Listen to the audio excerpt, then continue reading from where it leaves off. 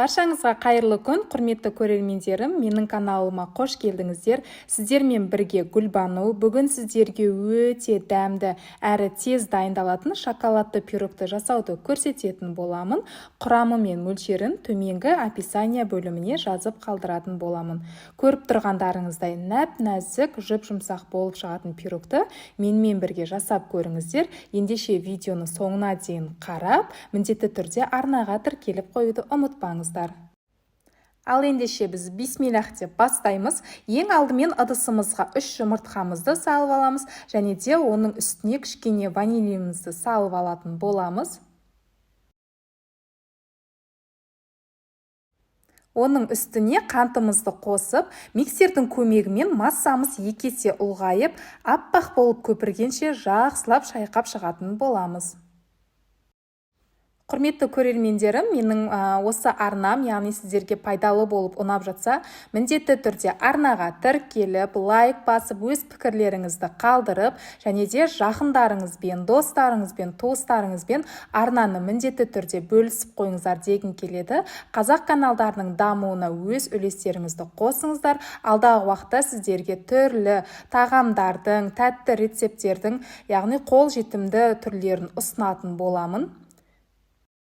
Мінекей біз барлығын жақсылап араластырып болдық. Енді осының үстіне сұйық майымызды құямыз, және де сүтімізді құйып алатын боламыз.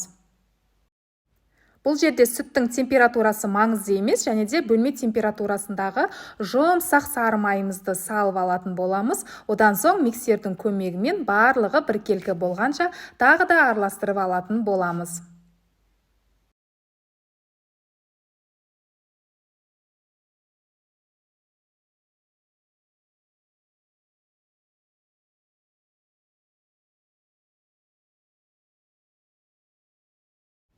Ал енді алдын ала електен өткізіп дайындап алған ұнымыздың үстінен 1 шай қасық қопсытқышымызды салып, осы ыдысымызға, яғни араластырып алатын боламыз.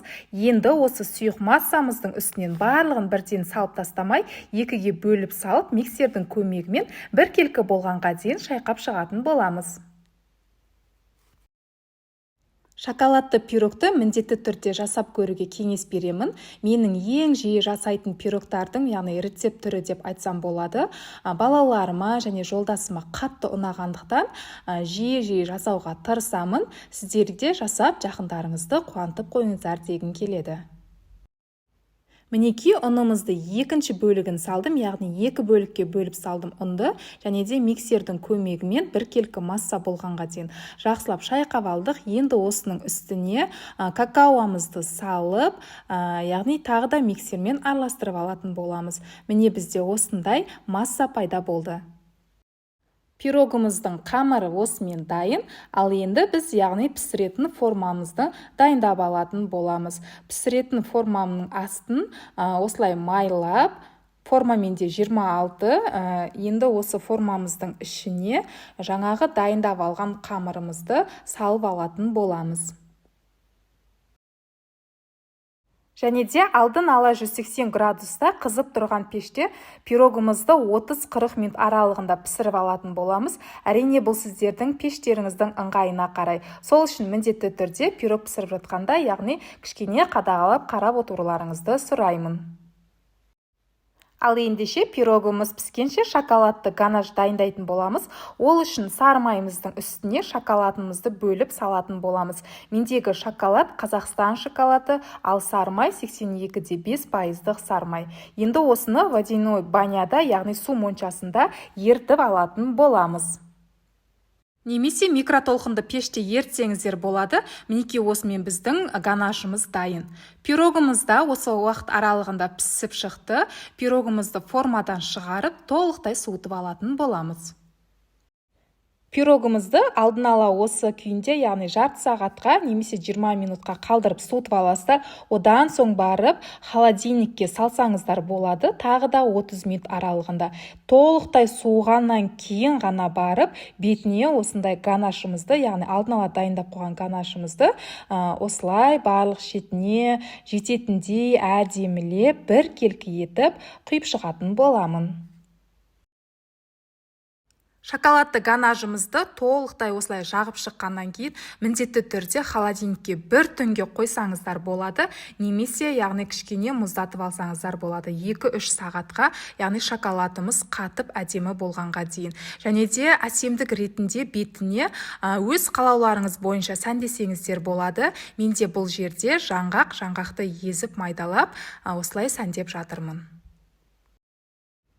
Құрметті достар, міндетті түрде осы пирогты жасап көріңіздер, сіздерге ұнайтынына сенімдімін. Сондай жұмсақ, нәп-нәзік болып пісіп шығатын пирогтардың бірі, бір жасағаннан кейін келесіде міндетті түрде, яғни жасағыларыңыз келіп тұрады.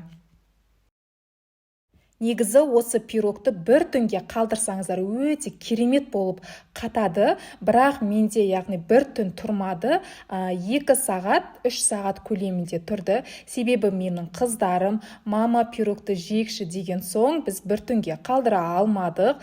Кішкентайларды білесіздер ғой енді, дайын болып тұрған затты жегілері келіп тұрады. Сол үшін мен қыздарымды ренжітпей 2 сағатта қатқан күйінде, яғни осылай кесіп ұсынып отырмын. Көріп тұрғандарыңыздай жұмсақ және де өте дәмді болып шыққан, міндетті түрде жасап көріңіздер дегім келеді. Менің каналымда шығатын жаңа рецепттерді жіберіп алмас үшін арнама тіркеліп, қоңыраушаны басып қоюды ұмытпаңыздар. Назарларыңызға үлкен рахмет, құрметті көрермендерім. Келесі видеоларда кездескенше аман сау болыңыздар. Барлықтарыңызға ас болсын.